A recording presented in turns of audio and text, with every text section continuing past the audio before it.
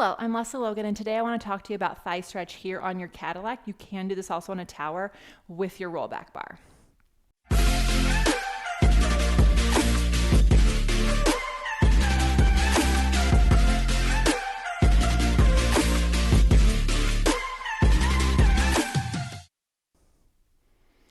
So when I was creating the list of exercises I wanted to cover in our tutorials and on our Cadillac and Tower flashcard deck, I really wanted to make sure that we include different variations of thigh stretch. So there are a couple in there. One is with the arm springs and one is with your rollback bar. Typically, most people know the one with the rollback bar, but just in case, here's a review. Also, it's just really important. There are some key things that I think people lose and miss out on, especially if somebody's got some knee stuff. If you can keep some of these key things together, you're actually going to allow a lot more some small knee issues, obviously if they feel on their knees to do it, to be able to do this exercise.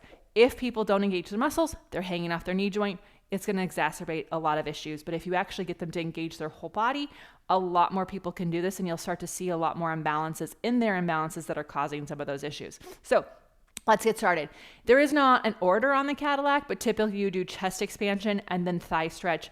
And then after a few thigh stretches, you'll do a back bend. So I'm going to show you thigh stretch, how we set up for it, and then the back bend when we're ready. So first, if you were doing chest expansion, it'd be one arm distance from the poles.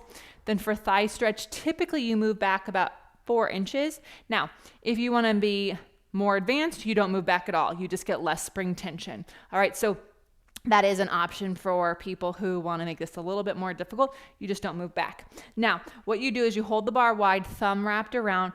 Make sure the pinky side of your hand is on there. The knees are a fist distance apart, but they're hugging towards each other. Feet are parallel, spread those toes.